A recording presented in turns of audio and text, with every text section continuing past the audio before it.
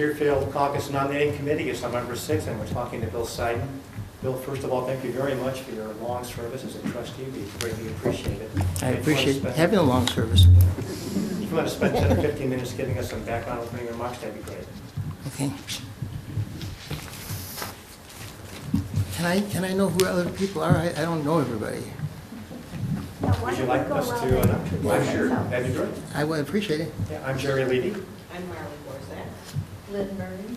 Judy Harrison. Elizabeth Gary. Mike DeBall. Joel Friedman. Steve Snyder. Steve Jackson. Lydia St. John. Andy Berkowitz. Joe Berger. Joe Berger. Jerry Kane. Starla Collins. Sid Moore. Sorry. And who's the guy at the very end? John Sander, huh? I guess, and I'm Bill Seiden. I'm here tonight to seek your endorsement and nomination for trustee of the village board. I believe that I possess the requisite qualities that thus far have made me a successful trustee. My wife Janie and I have lived in Deerfield for over 40 years. We have 3 children. Does this come down there? Yeah. Okay. I can hear you. You can hear me. The film can hear you. Oh, I got you. We have 3 children. All of them have attended Deerfield Public Schools, and they have all attended the University of Michigan and have undergraduate degrees from the University of Michigan. My oldest daughter also has a DDS from the University of Michigan. My son has an MD from the University of Illinois, and my youngest daughter has a JD from Harvard Law School. No surprise, I also graduated from the University of Michigan with a BBA with distinction. I was second in my class after 7 semesters. After college, I served as a Lieutenant JG in the U.S. Navy. I audited government contracts. That was to satisfy my military obligation. I'm also a CPA, but most of my expertise lies in the broader treasury and financial areas. For the last 20-plus years of my career, I worked for Clint Murkison Jr., the original owner of the Dallas Cowboys, as the chief financial officer for all of his diverse food, manufacturing, and service companies, including Texas Stadium Corporation. I was one of a 2-man team who conducted the negotiations and subsequent sale of the Dallas Cowboys. I also led many other large acquisitions and divestitures.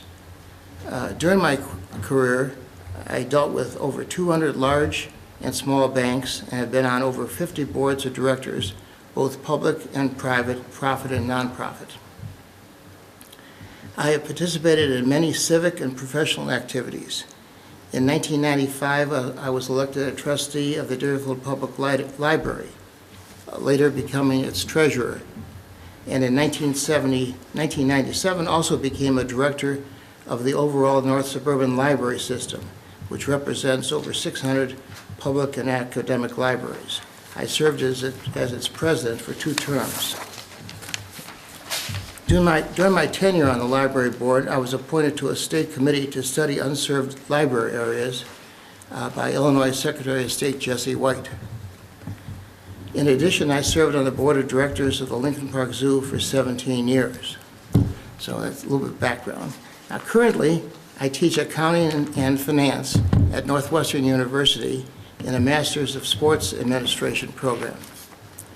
I serve on the Illinois Center for the Book. It's a committee which is an affiliate of the Library of Congress, organized to promote Illinois authors.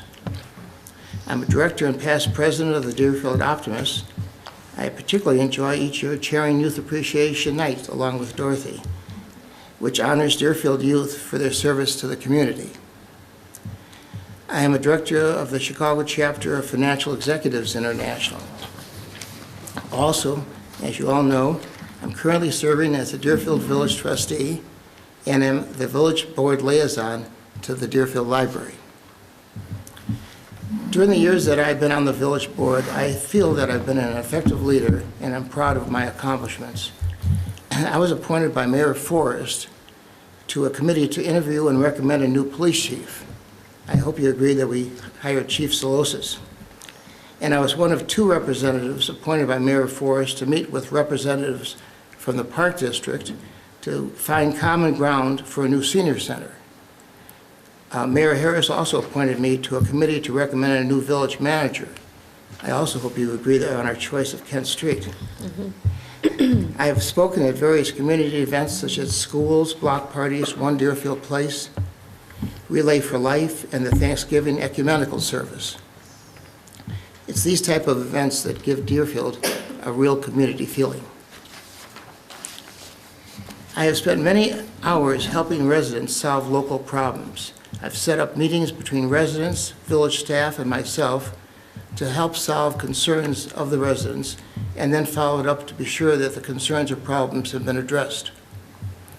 I feel that transparency in village government, I think it's very important. I feel transparency in village government is very important. And to that end, I continue to work hard to involve and to educate residents. I was able to arrange to have the upcoming village board agendas originally published in the Deerfield Review, and then to have them shown on Channel 10. I also instituted what I call Trustee in the Town, which is patterned after Deerfield Library's Librarian in the Lobby. I was sort of a copycat. I am pleased to say that 2 trustees meet with residents at various locales in the village. You probably have recently seen us at the farmers market. This successful program allows residents to interact with trustees on an informal basis. No appointment necessary. Another concern of mine when I initially became a trustee were tear downs and rebuilds, which threatened to allow new homes to overpower the existing ones. I saw that as land became more valuable, the builders found it desirable to build as large a home on that land as possible in order to justify the huge land cost and therefore to maximize their profit. To that end, Mayor Harris appointed me to be the chair of the Residential Redevelopment Review Task Force to look into the existing building and zoning ordinances. I endeavored to staff the task force with the best and brightest individuals I could. I asked the chairman of the Plan Commission, the chair of the Appearance Review Commission, a member of the Village Center Development Commission, a prominent developer and builder in town, and a distinguished economist who was also a past president of District 113 High School Board to serve on the task force. It's noteworthy that 2 members of the task force went on to become village board members, Bob Benton and Barbara Struthers. This task force illustrates my management style. I've always tried during my business career to attract the best and brightest individuals and to build consensus through meaningful discussion. Our task force was responsible for many construction, safety, zoning, stormwater drainage, and tree ordinances, which I believe will serve the village well for many years to come. In fact, they are serving us well today. As many of you know, a lot of new homes are being built. As far as the future needs of the village, I would say that the most pressing are the following, plus others which I covered in my application. 1, the current economic troubles continue to be a major local concern as well as a national problem. There are many local residents who are still in fairly dire circumstances, as we know from the township. I do, however, see some indications that the current downturn is easing. I feel, however, that we must continue to monitor our major expenditures and postpone those that are not immediately necessary, thereby being able to control our village fees and taxes. I believe we can do this without reducing any of the village services which each of us have come to enjoy and expect. 2, Deerfield, as well as all North Shore communities, have lost businesses due to the economy. I will continue to be proactive in trying to promote new retail uses for unrented retail spaces. We must find new ways to not only encourage new businesses to settle in Deerfield, but also to help and encourage existing businesses. There's one important point that I must mention. I have been asked since I ran a close race with Harriet for mayor, how our relationship is today. I think that Harriet and I get along famously. We respect each other, and in fact, I supported her for her second term as mayor. Harriet has been an excellent mayor. I was also concerned that following the mayoral election, when I ran for trustee 4 years ago, along with Bob and Tom, how the residents would react to me. It turned out that the residents must also recognize my ability and dedication, as I received 544 more votes than my nearest challenger, as well as coming in first in every precinct in town. That made me feel real good.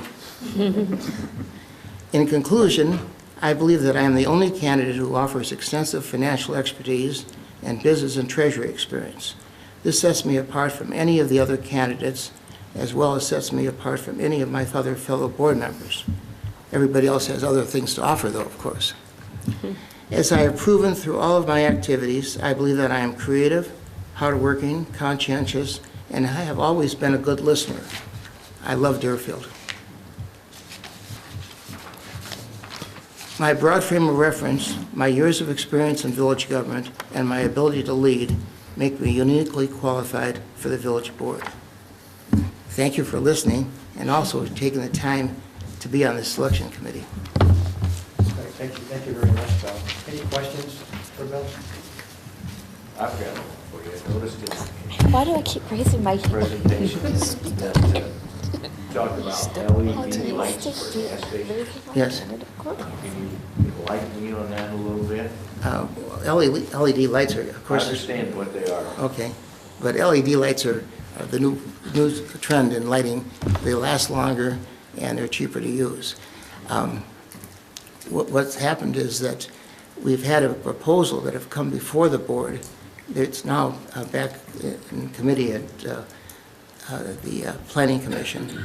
But what has been proposed is instead of having the signs that they have today, where somebody has to get up and reach with a pole or a ladder and take them down, they want to replace them with LED lights so that the prices can be shown without having to take anything down, and they can be changed remotely. It's a little bit contentious because some of my fellow board members would like to have only one sign up there, or certain colors and all kinds of things, but it's one thing that's going to be coming up. Candy? Yeah, I just wanted to hear your thoughts about alleviating the traffic problem. You mentioned in your Alleviate what? traffic problems in the village. You cite that as one of the big problems facing the village, and I agree. I just wondered if you had any The solution? any suggestions for how to maybe alleviate the problem. Well, I will give you a secret. I did mention that 4 years ago and 8 years ago. Okay. And I don't think we've solved the problems yet. I think what we hope to do is not make them worse. I think periodically we will put in a new shopping center or what have you, and we'll give allowances to the developer or the builder to have less than the number of parking spaces used rather than what's required. I think we shouldn't do that. Also, when we build new office buildings, the same thing holds true. Parking should be, we should have more parking in the northwest quadrant, where behind Kevin's place. We have as I think, very little parking there since we restriped it to make room for buses, not buses, trucks that deliver to the front stores on Waukegan Road, Kevin's place, and I don't know what else is there. The bead. Right. And the bead. Right. And now there's a nail salon. I think Kevin's probably takes the most of it as far as big trucks. And for the most part, those trucks are trying to park behind the units. But you always still see trucks parked in front, and where the lots have been drawn to take care of the trucks in the back, it really has cut down the auto spaces. It's almost, it probably took away 25 spaces. And I'd like to get them back as well as at some point, no matter how we have to do it, get the alley back that's behind Kevin's place, which is owned by one of the landlords, and open up the whole parking lot. And we might still give parking spaces to the businesses that they can come in from the back of their stores. But someday, very soon, we should take care of that one big eyesore. Wouldn't the northwest quadrant redevelopment plan take away some of the parking spaces from that immediate area and push them further out? So are you saying you're not in favor of that plan, or? Well, I'm in favor of parts of the plan. I am not in favor, well, but of course with the Northwest Quadrant Plan, which Tom has chaired, there will be a lot more parking on Chestnut Street. But that does mean the parking for the businesses and for the people who work in the stores, they'll have to move and walk further. I think it's quite a ways to walk. I would feel very badly about getting rid of any of the parking in that particular parking lot. So I guess in that part of the proposal, I probably would not be in favor of that. Also, I think we have a problem with the whole thing just because the Park District and the Presbyterian Church are very much opposed to it. So it's going to be a long ways before we get it going.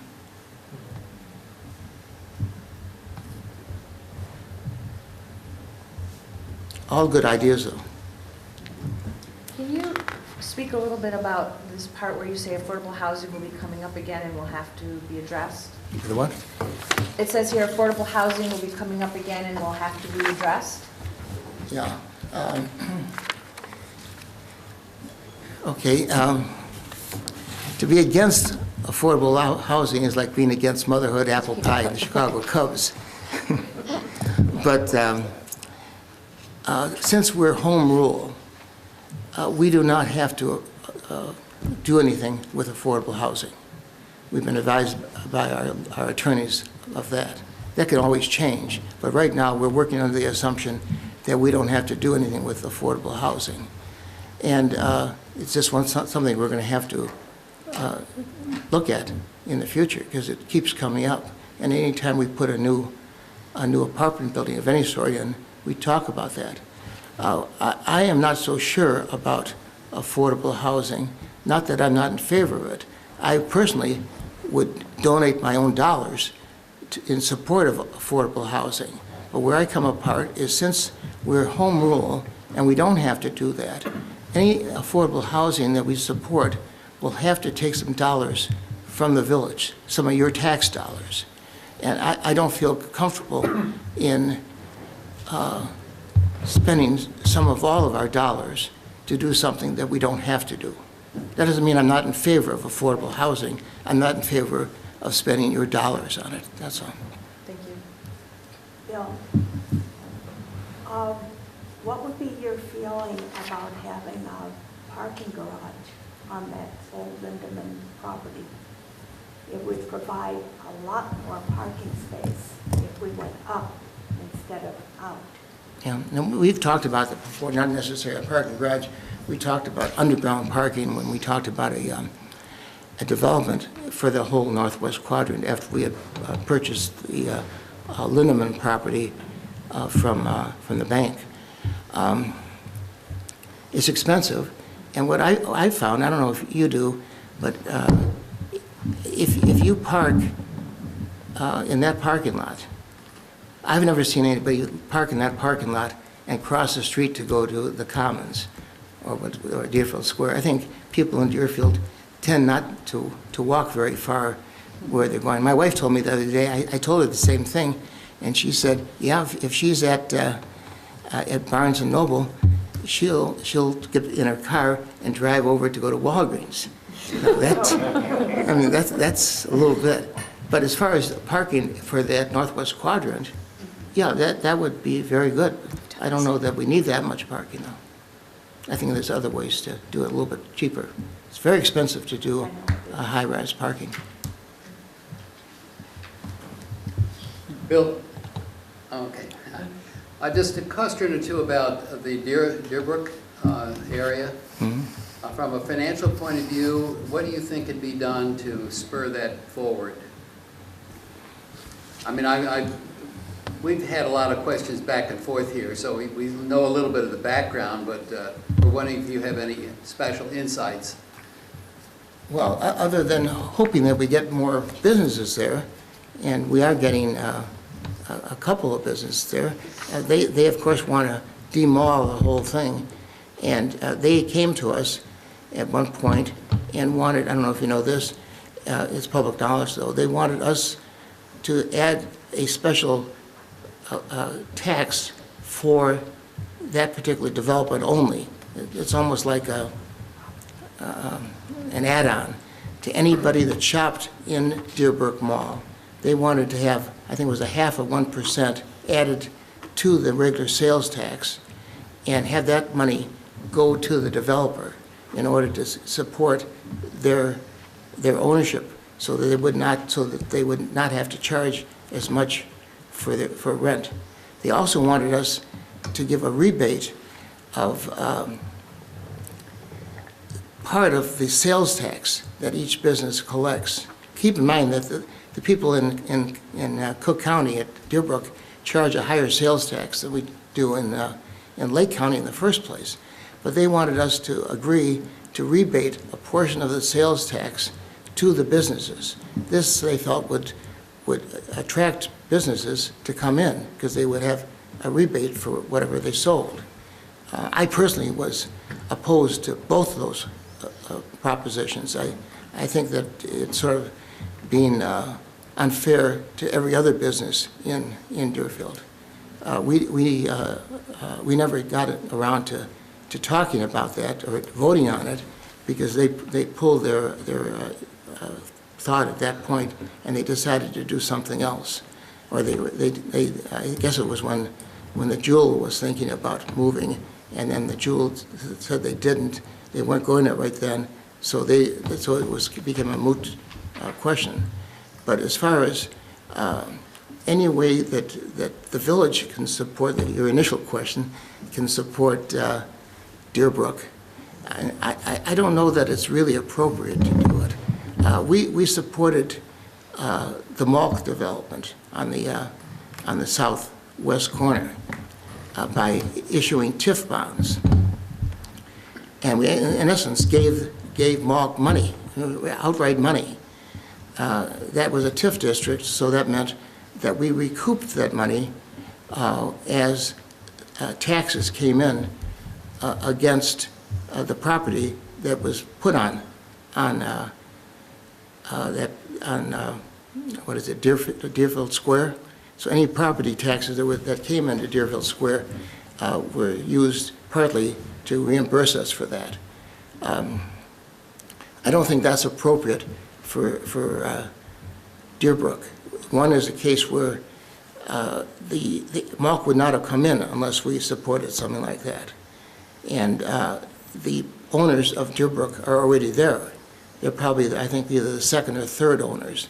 And each time a new owner has come along for that shopping center, they bought it at a much cheaper price.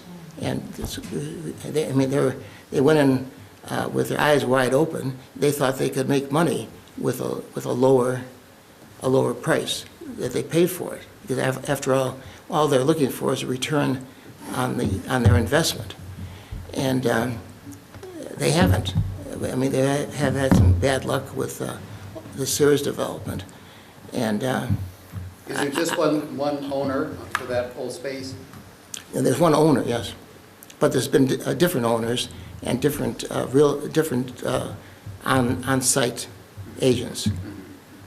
But it's very difficult to support one when they're there now. I mean, if they can't, what'll happen, I suppose, being a pragmatist, is eventually, if they can't make it go, they'll have to sell it, and the new owners will again have a lower basis that they have to get return on.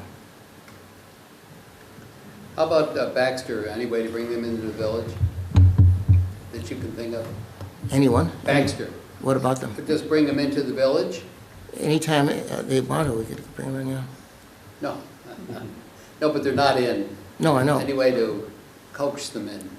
Well, Walgreens was not in for a long, long time, and we didn't go after them, figuring that they're pretty bright, and eventually they asked to come in, and it was better for them and better for us.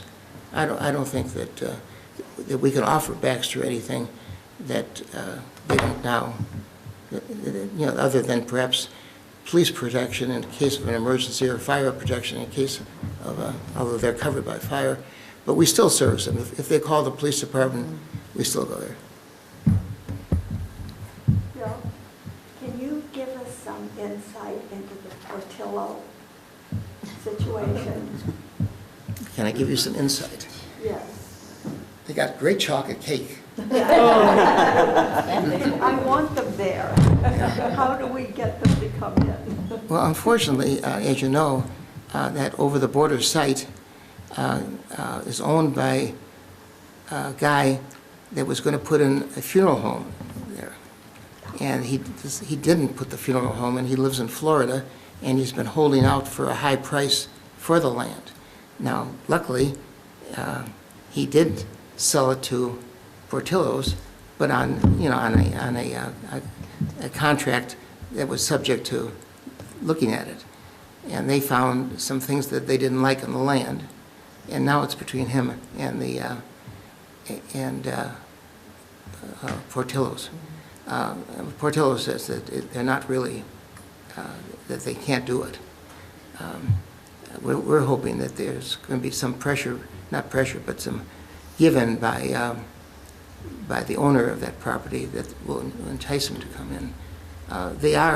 We've asked them to look at other sites in Deerfield, like in Deerbrook Mall. That's a place that you said, what can we do? I mean, we can suggest places, but when we suggest places, that's great, and I'm very happy to be proactive on that side. But the people that really get new places, get new businesses in Deerfield are the owners of the property and the real estate agents. I mean, they have a huge insight into the whole thing. I mean, they're the ones that are going to make the money. Not that we don't, we want them in, obviously.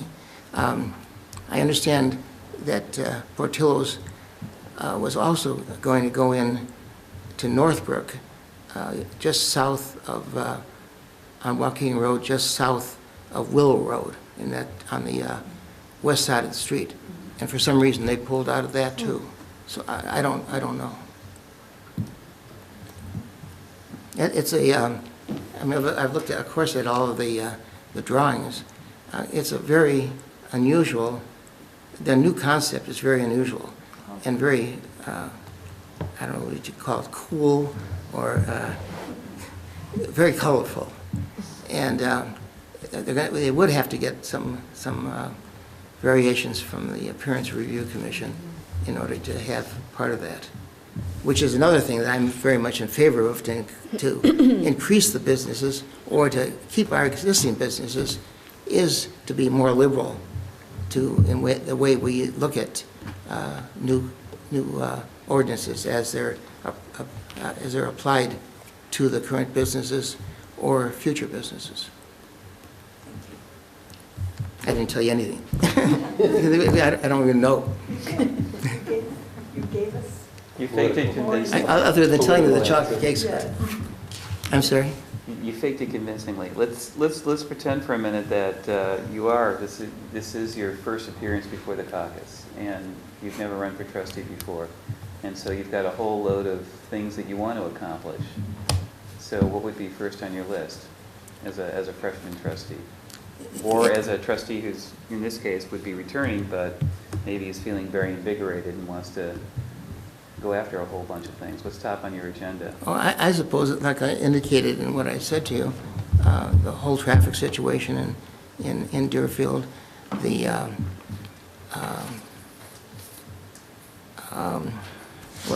the things I were talking about, which was I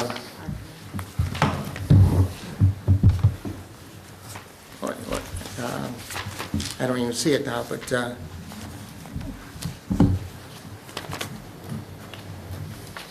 the businesses, like I said, and then also, of course,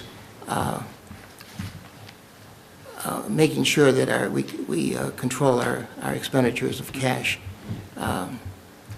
Our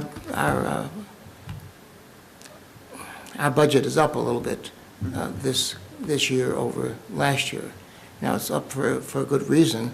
We're going to spend approximately $10 million more on infrastructure, on roads and stuff that are very, very necessary.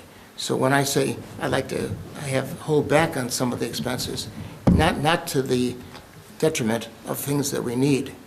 And something that I had proposed, and what we're going to do, is for that $10 million, we're going to issue bonds over a 30-year period. So they'll be paid for over the same period of time that the roads will be depreciated. So rather than coming out of all of our taxes, it'll come out of the people's taxes who actually use the roads in the future. But that whole thing is important. I think I'd be looking at marijuana right now as a subject that I'd be looking at.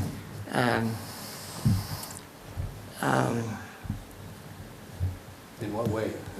Really? What way? Yeah. Without saying whether I'm in favor of marijuana or not, You shouldn't be telling us whether you're in favor or not. Obviously, it's a concern of everybody. I guess 2 states approved it in yesterday during Tuesday's election, besides Colorado and who else is it? Washington? But as far as it affects Deerfield, because the state of Illinois has legalized it.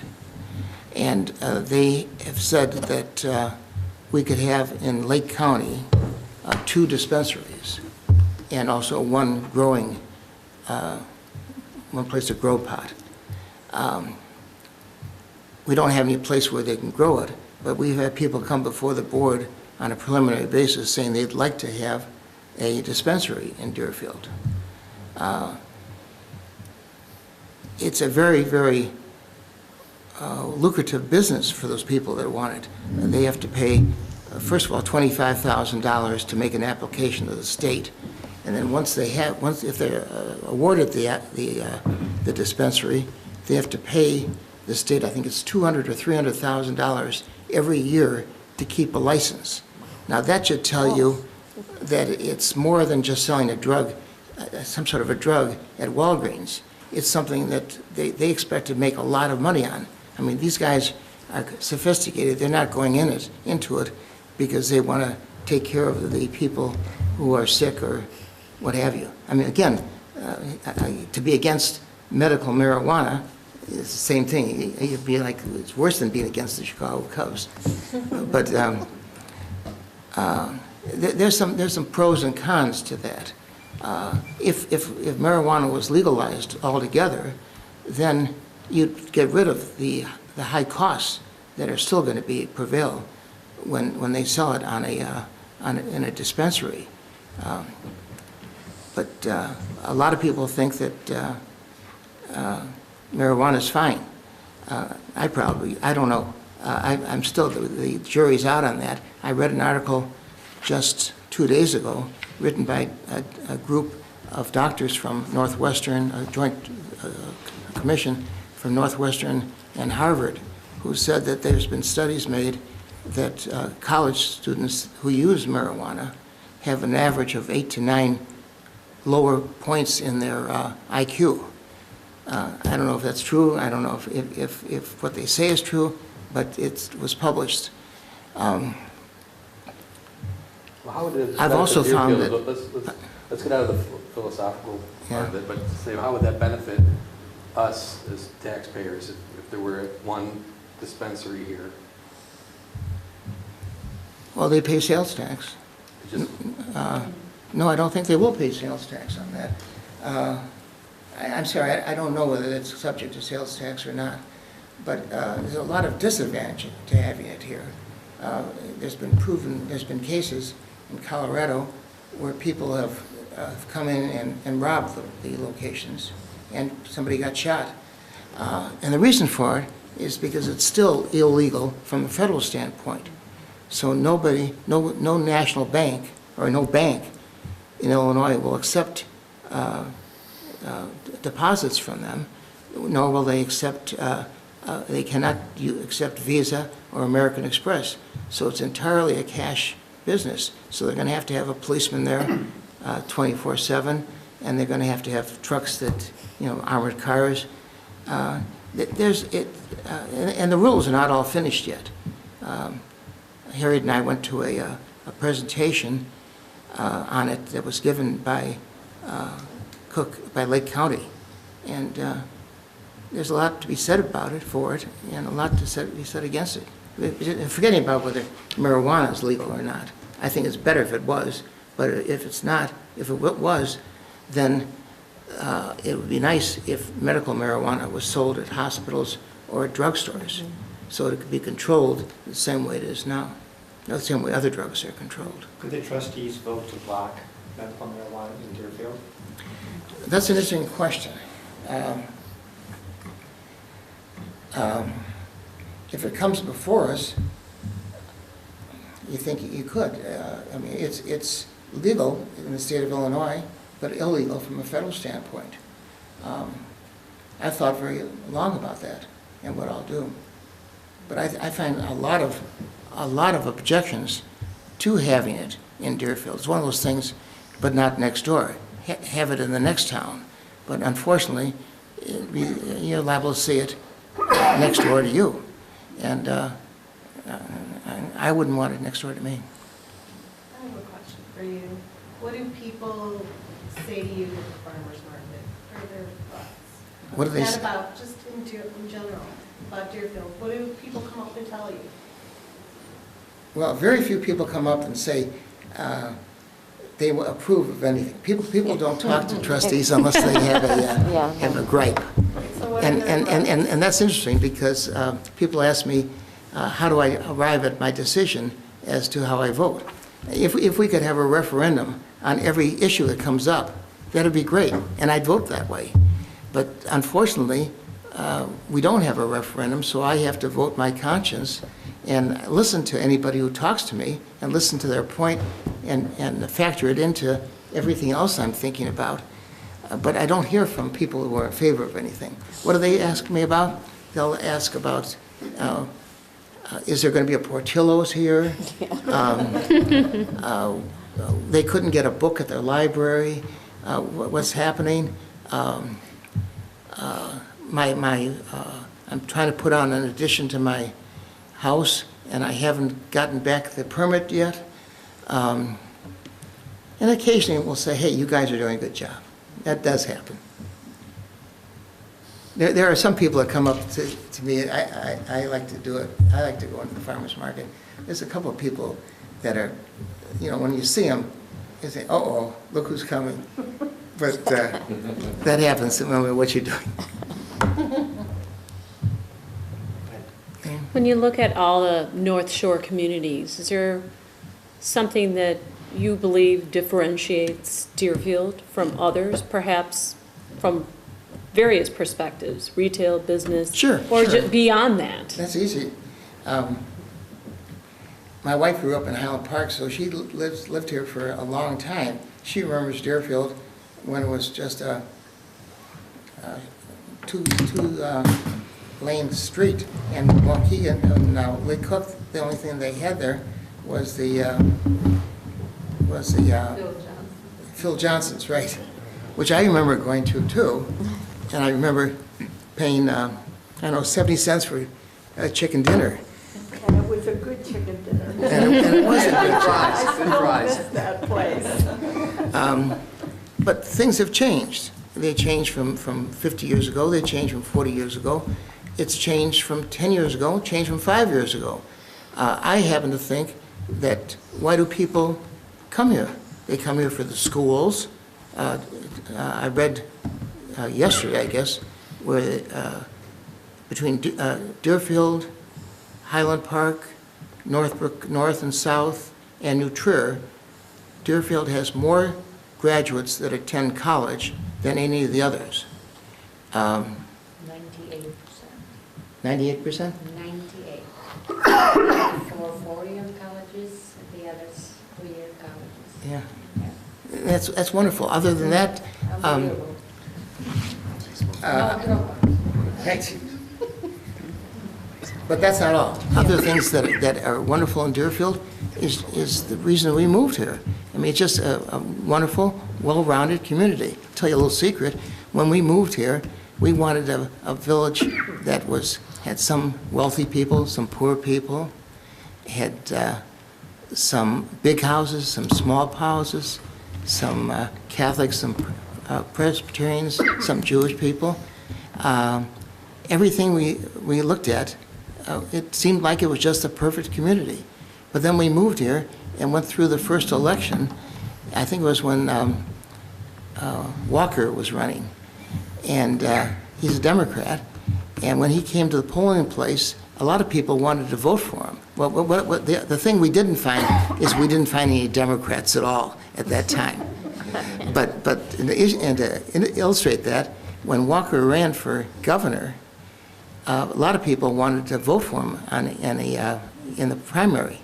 And they went, and our precinct, which is down near Trinity Church on Wincanton and North Avenue, had only 3 Democratic ballots. They ran out of them and had to go to Waukegan to get more. But then when Walker ran, he won the state, obviously, but he still lost Deerfield, and he lost his own precinct, which is sort of surprising. But there's so many things about Deerfield that we like. I mean, obviously, we raised our 3 children here.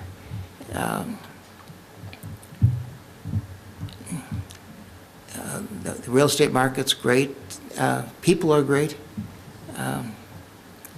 We have great grocery stores, great places to shop.